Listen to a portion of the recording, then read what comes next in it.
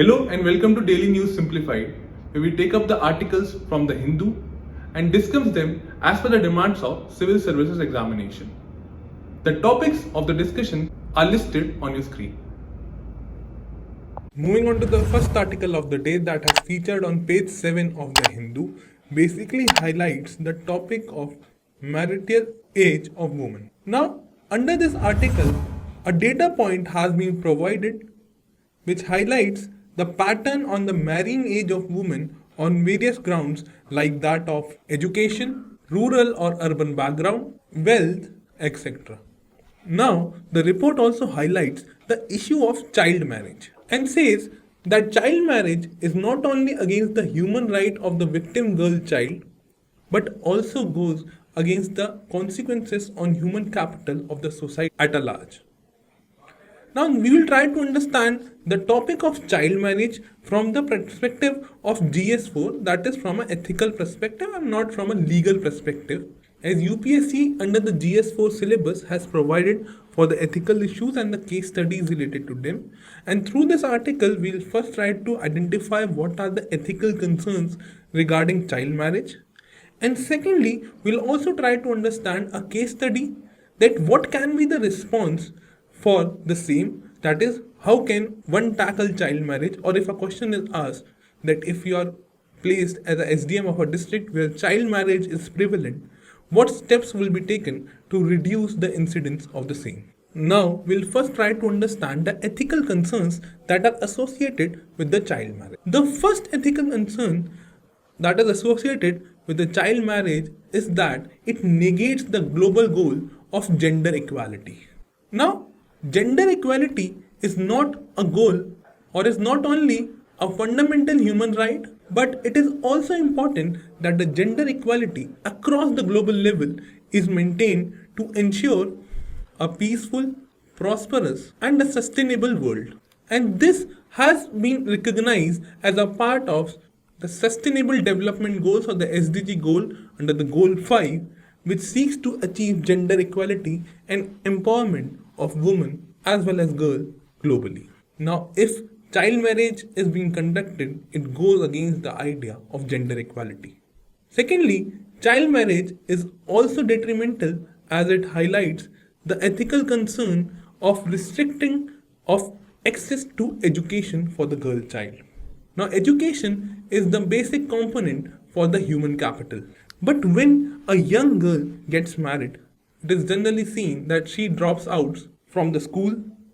Now she has other responsibility as being a wife and responsibility of taking care of domestic duties, as well as in the later stages of life are the duties of a mother, and thus therefore are reduced to basically child rearing and childbearing and are devoid basic education that they deserve. And globally, it has been seen that the 60% of women who are even married in the age group of 20 to 24 years have no education, and those married before the age of 18 or the legal age of marriage in India have no education at all. The next problem that a child marriage highlights is that various times girls are subjugated to violence and exploitation. And it has been seen that girls who get married in the early age are more vulnerable for exploitation in their married life due to lack of maturity from both the sides, that is, from the husband as well as the wife, and thus goes against the very basic idea of justice for all as a whole. Another critical concern associated with child marriage is the issue of mortality, as an international organization that is known as Plan International in its study has highlighted that more than 70,000 girls die every year in labor because their bodies were not capable of bearing a child, that is, their bodies were not ready for childbirth. And this shows the inhuman face of this ill practices that is known as child marriage. The mortality is related to both, that is, the child and also the girl who is the victim here. The next issue is that this practice becomes perpetual, as there are very low levels of education that is available with the brides or the girls of this marriage. This practice thus becomes self-perpetuating. Also, the children who are born out of these marriages face various difficulties both physically and mentally as the bodies of their mother were not prepared for the childbirth. Now, the practice of child marriage further gives boost to the conservatism, as child marriage basically is associated with the traditional notions of preserving sanctity of the marriage, and this shows that the traditional notions are still having prominence over the modernity, and the system still remains perpetual in nature, going against the rights and interests of women.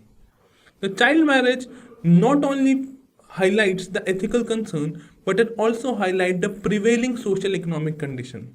As apart from the traditional notion of preserving the sanctity of the marriage, the child marriage also highlights persistent socio-economic conditions, as child marriage also happens due to the economic poverty, as girls are rather seen as a burden, and the probable way to get out of this economic burden is through marrying her very early in her age. Further, the last ethical issue is that failure of the government or the lacking governance. Now, government under the social contract theory is bounded to ensure justice for all or to establish justice as a virtue. But child marriage highlights a governance failure and the breaking of the social contract theory over which the government has been given power to. And this also highlights a legalistic failure on the part of the government, as child marriage has been prohibited under the Prohibition of Child Marriage Act of 2006, and thus highlights the failure of the government to ensure the same. Now that we have seen the ethical concerns that are related with the child marriage, we'll try to understand if a case study is based on the same topic, that is, if you are placed as a SDM of such a district, what steps will you take to counter the same? Now, the first step that can be taken in this regard as a short-term measure is to ensure strict implementation of the laws. Now, the Indian statute provide for a legal provision against the child marriage, and thus the first duty as a SDM of that district would be to ensure that these laws are implemented in its letter as well as spirit to create a deterrence against the same. The next method that can be taken in the short run is to generate awareness. Now, mass awareness program on community level should be undertaken to ensure that the awareness against the child marriage or the ill effects of child marriage, which can highlight the mental, human, and the biological ill effects of child marriage in the community at large, and thus could change the preconceived notions or the traditions of child marriage. Next step that can be taken in this regard as a measure of short step is to enroll NGOs that are working locally for the cause of girl child and to provide the necessary inputs in promoting and solving the issues that are related to girls at large, and particularly that of child marriage. The next measure that can be taken to counter incidences of child marriage in such a district is to rope in cultural or the spiritual leaders, as many a time it is seen that the child marriage is engraved in the traditional notions of the society, and these notions or the traditional notions of the society can be best broken by the cultural or the spiritual leaders that the local population is generally following, and not only through a legal sense, and thus will highlight the multi-pronged approach that can be adopted against the same. As a long-term measure, there is a need to address two crucial inputs. First is to ensure education, and second is to ensure employment. Through education, the perpetual cycle of child marriage can be removed. Various government schemes have been running wherein free education is being provided, and this free education for all should percolate down to the lowest level of the society and in every corner to ensure the fight and knowledge against the child marriage. And at last, there is a need to address the employment demands to eliminate the causes of poverty, which apart from the cultural and the traditional notion, is one of the strongest determinant of child marriage or pushes for child marriage, as girls are seen as an economic burden, and providing employment opportunity will not only fight poverty but will also eliminate this social ill. With this, we have seen the short term and the long term measures that need to be taken to solve the issue of child marriage if it is being asked as a case study. And we have also discussed the various ethical concerns that are related with that of child marriage. Moving on to the next article of the day that has featured on page 13 of the Hindu, basically highlights the growing bonhomie between Iran and that of China. During the recent visit of Iranian President Ibrahim Raisi to China, the Chinese President Xi Jinping has pledged unswerving support to the Iranian side. This article is important from the GS2 perspective, as UPSC in the previous year under the mains examination has asked questions related to the various international developments that have been happening, and such a question was seen in 28 where UPSC asked about the US-Iran nuclear pact controversy and the impact on India. So not only the bilateral relations comes as it is in the UPSC examination concerning India, but international developments that are happening that can concern or may concern India are also important from the perspective of mains examination. Now, under this article, the growing bonhomie is highlighted with the statement that have been made by the elite leadership of both the countries. Xi Jinping has concluded that China has always viewed and developed its relations with Iran from a strategic perspective, and it is promising unwavering support to Iran no matter how the international and the regional situation changes, and will further boost the friendly cooperation and the development of the Chinese-Iranian comprehensive strategic partnership that the two countries concluded in the year of 2021.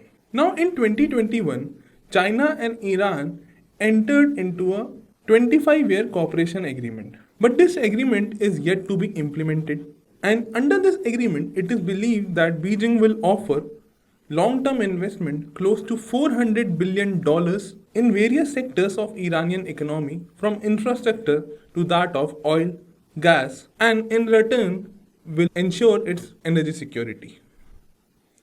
Under this article, we will try to understand the Chinese policy in the Iranian country as well as in the Middle Eastern region. We will also analyze the current status of Iranian and Chinese friendship, and later on in our discussion we will try to understand the impact on India of the same or the challenges of this growing bonhomie between Iran and that of China, and what India can do to sublimate the effect of the same.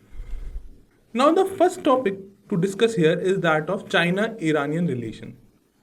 Now, Chinese or Iranian relation or the Chinese investment or a relationship with the Middle Eastern and the North African countries are based on the principles of economic cooperation and that of strategic balancing. Meaning thereby, a thing to understand here about strategic balancing is that China has cautiously balanced its policy wherein it has maintained equidistant relationship with the rivaling Gulf nations like that of Saudi Arabia and Iran. So it has maintained an equidistant relationship with both the countries and engaged on economical level with countries like that of UAE. Another example or the testament of growing partnership of China with the countries of this region is the attempt to forge an alliance of autocracies. And this alliance of autocracies is basically to counter the alliance of democracies like that of Coordinated Security Dialogue, which includes countries like Australia, Japan, India, and United States. Now, Beijing has also proposed the alliance of autocracy against the same. And Beijing at the same time is also pushing for Trans-Himalayan Accord through its own grouping, which includes countries like Pakistan, Afghanistan, Nepal, and China itself, and is aggressively pushing in areas of cooperation with the Middle Eastern and North African countries. Further, the level of partnership between the two regions have been increasing. Now, the China's engagement with the Gulf and the West Asia region have significantly expanded in the past 2 decades. The partnership as of today is driven by trade, economic cooperation, and that of investment. And the testimony of the same is that China has emerged as the biggest trade partner for the countries in the region, like that with Iran, Saudi Arabia, and UAE, which we have already discussed, and is a leading investor in the infrastructure projects wherein it is developing the Silk City in Kuwait or developing special economic zone in Oman and other various connectivity projects under its Belt and Road Initiative. Another example of growing bonhomie between the China and these regions is that the West Asian countries have also welcomed the Chinese investment. They have welcomed the Chinese investment as a way to enhance their infrastructure, as China is the economic powerhouse,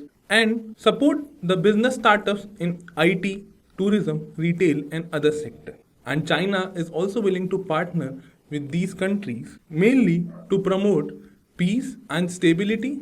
And the real reason behind such a promotion of peace and stability in the region is that of safeguarding its economic interest in the region. Now that we have discussed what the China is doing, we'll come to Iran. Iran has also proposed an alliance of 5 nations previously, which includes countries like China, Pakistan, Russia, Turkey, and Iran itself, for the promotion of regional peace, stability, and progress. Basically, this 5 nations, which is proposed with the idea of promoting regional peace, is nothing but an idea behind the Quint grouping, which is primarily focused against the US hegemony, as Iran wants to partner with countries like China and that of Russia to counter US hegemony, and at the same time partner with countries like Pakistan and Turkey using the Islamist credential. Now that we have seen the move of China in the West Asian on the MENA region and the move by Iranian and the welcoming by other West Asian countries of the Chinese investment, will focus on the Chinese and Iranian relationship. Now, the Chinese and the Iranian side have improved their bilateral relationship, with Iran have now emerged as a leading oil supplier for China since the 1990s, and China emerging as a top trading partner of Iran since the 2000s. The relationship took to a next level during 2015. The bilateral relationship between Iran and China was further strengthened when China played a crucial role during the signing of Joint Comprehensive Plan of Action or the JCPOA in 2015, and later in 2016 the Chinese President Xi Jinping paid a visit to Tehran and issued a statement upgrading the relationship between the two countries to the level of comprehensive strategic partnership between the two. Now we'll try to understand the current status of relationship between Iran and that of China. Now, Iran today is a credible partner of China in Gulf and the West Asian region, and is important for China basically to ensure its energy security. We have seen that Iran has emerged as one of the leading supplier of oil for China. Iran is also seen as a potential destination for the Chinese investment in developmental projects in Iran, as the Iranian nation is battling economic isolations at the hand of EU and that of United States of America due to its clandestine nuclear program. Now, Iran, on the other hand, sees the relationship with China and its ties with Russia as a move against the United States of America, and thus is willing to further push its partnership with the two countries, that is China and Russia. As Iran looks at China and Russia as a counterweight against the United States of America. Thus, the signing of comprehensive strategic partnership between the two countries is basically a logical culminatory of the same. Now, the two countries today, in terms of economic cooperation, have expanded their bilateral cooperation in field of technology, trade, tourism, defense, and security sectors. Through Iranian participation in the Belt and Road Initiative of China, the two countries have further agreed to boost their cooperation in petrochemical, renewable, and in areas of civil nuclear energy, and also giving the boost to the transport infrastructure in the Iranian nation, which today is cash-starved. Further, the strategic cooperation between the two countries gained further prominence if we see the regional geopolitics of the Gulf and the West Asia. the regional allies and the partner of United States, that is Israel, Saudi Arabia and UAE, see Iran as a nuclear threat, and thus Iran also needs balancing of some kind to balance the US partners of Israel, Saudi Arabia and UAE, and thus relies on countries like that of China and Russia for the same. Now the two countries, that is China and Iran, have agreed for security and strategic relationship. Now the two countries, that is Iran and China, have agreed on security and strategic relationship strengthening. And for this reason, China along with Russia is partnering with Iran to navigate the regional geopolitics in the region, and a testimony of increasing strategic and security cooperation between the three countries was the Russia, China, and Iran joint naval exercise that was conducted in 2019, thus highlighting a new cooperation between the three countries. Iran also seeks cooperation with China to overcome its domestic socio-political challenges. Now, Iran in the recent time have seen various protests, and this have been primarily a result of economic sanctions that have been faced by the citizens of this country. Iran thus want to partner with China to solve the issue of economic hardships that it has been facing due to the economic sanctions and overcome the social political challenges that it faces at home level or the domestic turf. Further, the strategic partnership agreement between the two countries is now focusing on new areas to fight terrorism, organized crime, terror financing, and that of money laundering. Further, the two countries have also agreed to ensure military cooperation wherein the China will be supplying military equipments to Iran, and apart from that, China is also expanding its naval and military presence in the western part of the Indian Ocean region, and a strategic understanding with the Iranian country will further help its interest. So that now we have seen the growing cooperation between Iran and that of China, we'll try to understand the consequences or the challenges of this partnership on India. Now, the Indian-Iranian relationship were impacted by the reimposition of the US sanctions. Though India and Iran share historic relationship with each other, in the past few years the relationship have seen a downward trend. After the previous Trump administration refused to renew the waiver for oil imports from Iran, and the threat of secondary sanctions has hampered the developmental work that has been carried out by the Indian companies in this region. And this has reduced the scope of economic cooperation between India and that of Iran. Further, it has been highlighted by the Iranian diplomats that the Indian companies are cautious in doing business with Iranian counterpart, as there is a lack of clarity on the scope of economic sanctions, especially when it comes to non-oil sectors like that of mining, iron and steel, etc. Third challenge that it emerged is the growing Chinese investment. Now, India and China don't work on the same principles. That is, China's partnership with Iran is not dictated by the terms set at the global level, rather they are dictated by the Chinese interest. And we have seen that the Chinese investment or the Chinese inroads in Iran have been on a tremendous rise. This has further strengthened the diplomatic and the political relationship between the two countries, and this has led of China getting a edge over the India's in developmental projects, as both India and China are running for the same region as well as the same country, and particularly for the same economic opportunities in this region. And thus a loss for one will become a profit for another. Iran is also important for India to ensure the gateway to 5 landlocked Central Asian republics, that is Kazakhstan, Kyrgyzstan, Turkmenistan and Uzbekistan. And thus this highlights the challenge wherein if Iran goes into the Chinese basket, then India's access to these 5 landlocked countries will become even more difficult, and India depends for its energy security as well as its economic security on this region. Now, Iran is also important for India for its geostrategic location. Iran provides access to Afghanistan.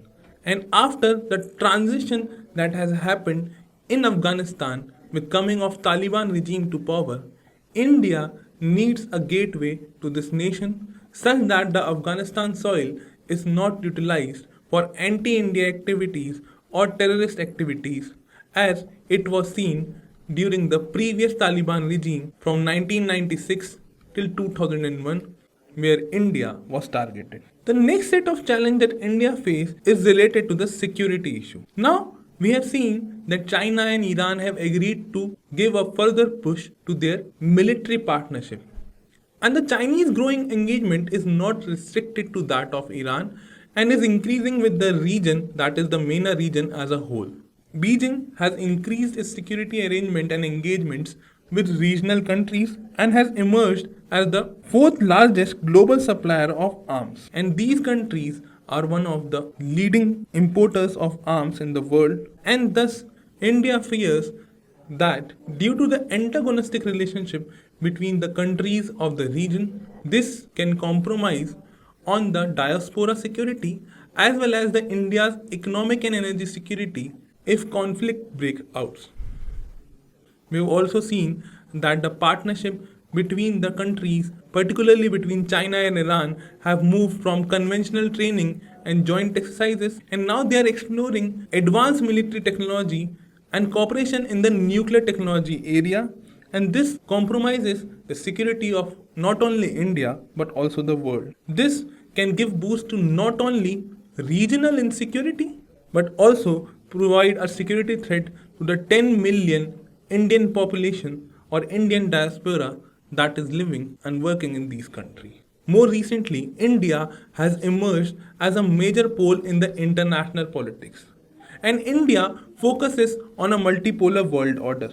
And thus, Middle Eastern region as a whole and Iran in particular thus highlights an important pole which will India can align to ensure its geostrategic, economic and energy security, plus to secure partnership and cooperation at the global institutions. So this brings us to the question that what India should do.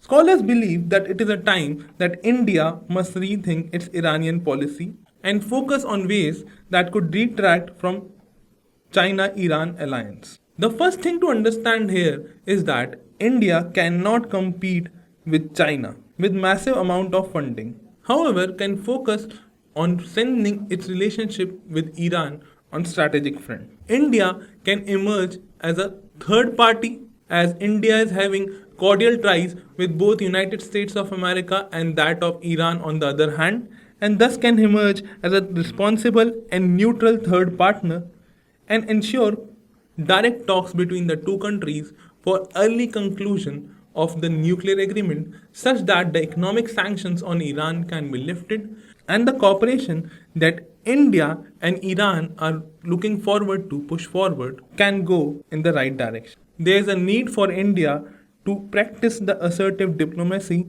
which it has been practicing and highlight the importance of strategic autonomy in dealing with countries like Iran which have an antagonistic relation with Western nations as Iran is important for strategic interest, and if India is able to do so, this will ensure more meaningful cooperation between India and Iran and will solve geostrategic, economic, energy security problems for India and bolster its credential as a responsible regional power in the world. Moving on to the next article of the day that has featured on the page 10 of the Hindu, basically talks about the 10th schedule and the anti-defection law. Now this issue is in news because of the court case that is pending before the Supreme Court, under which the former Chief Minister of Maharashtra, Uddhav Thackeray, and the lawyer on whose behalf argued that the artful dodges by the legislators and the sweeping powers and the discretion that is available to the Speaker subvert the effectiveness of the 10th schedule or the anti-defection law as it was passed. And it was also argued that the anti-defection law is now being utilized by the legislators to serve the cause of political immorality. Now this topic has been in news because of the political crisis that happened in 2022 in Maharashtra. During our discussion on this article, we will try to understand the anti-defection law, as UPSC in the 2022 examination only has asked a question related to the anti-defection law. You can try to attempt this question and comment your answers in the comment box. Apart from understanding what basically anti-defection law constitutes from the prelims perspective, we'll also try to understand what is the adverse impact of defection politics on Indian democracy, and what are the some of ways that have been suggested by various committees strengthen or correct the 10th schedule or the anti-defection law. Now, the first thing to understand about the anti-defection law or the 10th schedule is that it deals with disqualification. It provides for disqualification of elected and the nominated members both, and they would be disqualified on the ground if they voluntarily gives up the membership of political party, or they vote or abstain from the voting contrary to direction of their party. So this is the first ground of disqualification, where both elected and the nominated members can be disqualified. Regarding the elected member of the House, the elected member of the House who has been elected from a particular party, suppose party A, is disqualified if he joins or becomes a member of political party, suppose political party B, after the election. Meaning thereby, if a person is elected from party A and later after the election process is completed and he is elected from political party A and later decided to switch to political party B, the elected member then stands disqualified. The third thing about a nominated member of the House under the 10th schedule is that a nominated member will be disqualified if he joins any political party after the expiry of 6 months. Meaning thereby, a nominated member can join a political party within 6 months. If he joins a political party within 6 months, he will not be considered for disqualification. But after the expiry of 6 months, if a nominated member joins a political party, he will stand disqualified. The fourth major provision of the 10th schedule is that disqualification on the ground of defection is not applicable in the case of merger. Now, this provision provides merger of two political parties, but this merger is only considered as valid if minimum of 2/3 members of the political party agree to such a members. Meaning thereby, if a political party, for suppose, have 400 members and there should be at least 66 plus members who should agree on merger with the political party. If the number is less than this, then merger will not be considered as legal and will attract disqualification. Prior to the 91st Constitutional Amendment Act, split of 1/3 members were also allowed,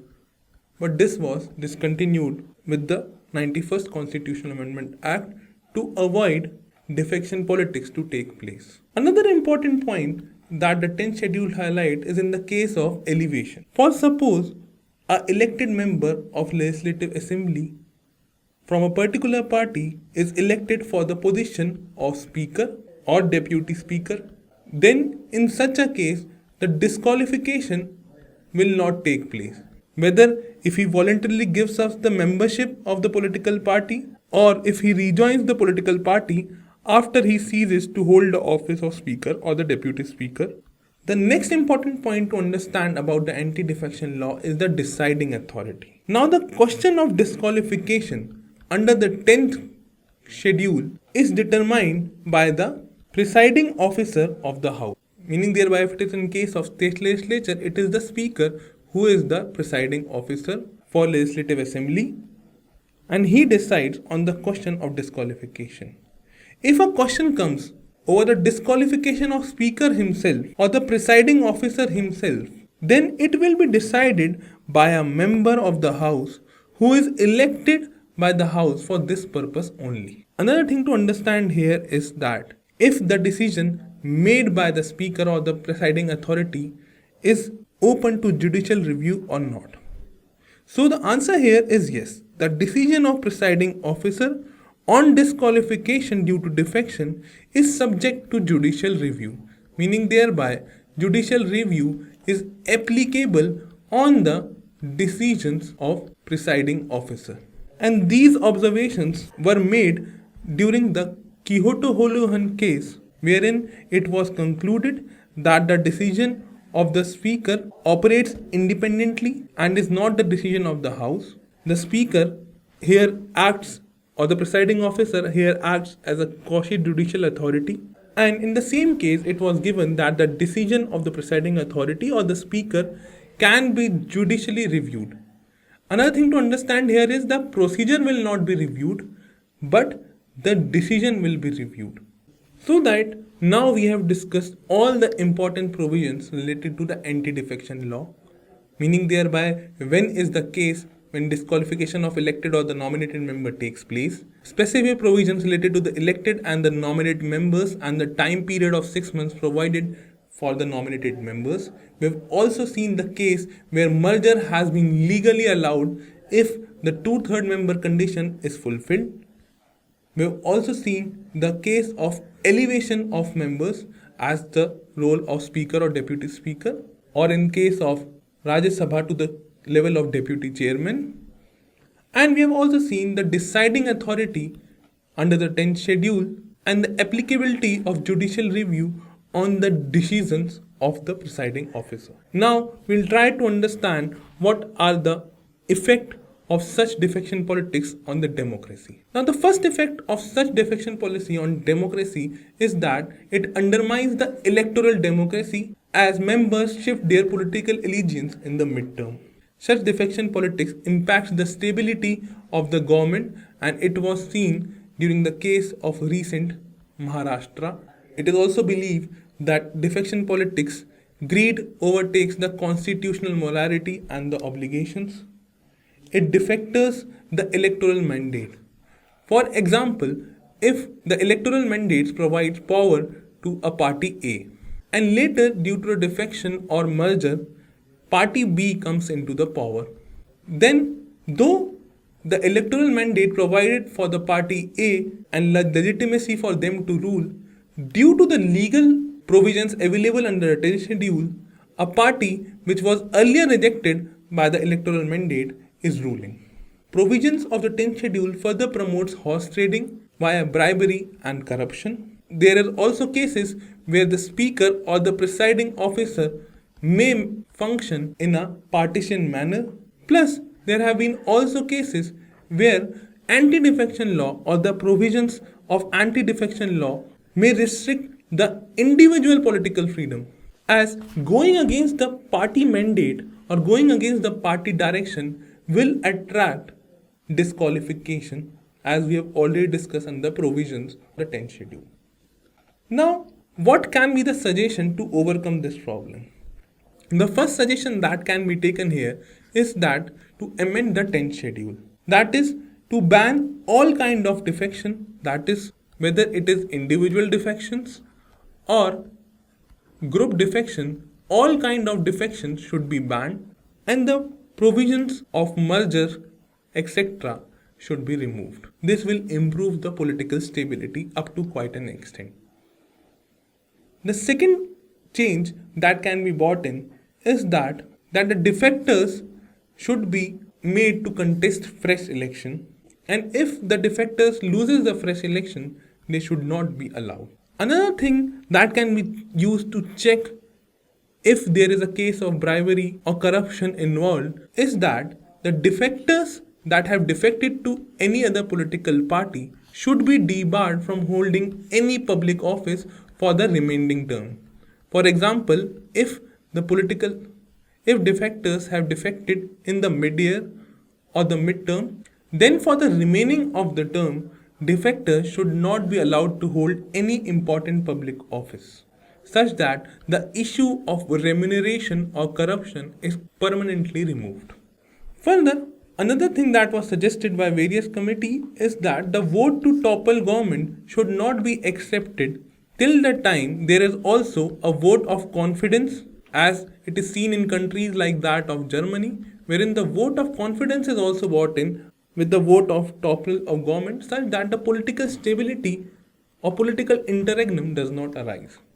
And the last suggestion that have been made regarding the speaker or the presiding officer per se is that speaker should not decide the matters on defection. And it has been suggested by various committee which includes the Dinesh Goswami committee as well as the reports made by the Law Commission that the decision of disqualification should be done by our constitutional bodies, and they have provided that the Election Commission of India should take the decision over disqualification and not the presiding officer of the House. With this, we have seen the way forward to make anti-defection law more prudent and less subject to corrupt practices. We have also seen the impact on democracy of defection politics. And we have also understood from the prelims perspective what basically anti-defection law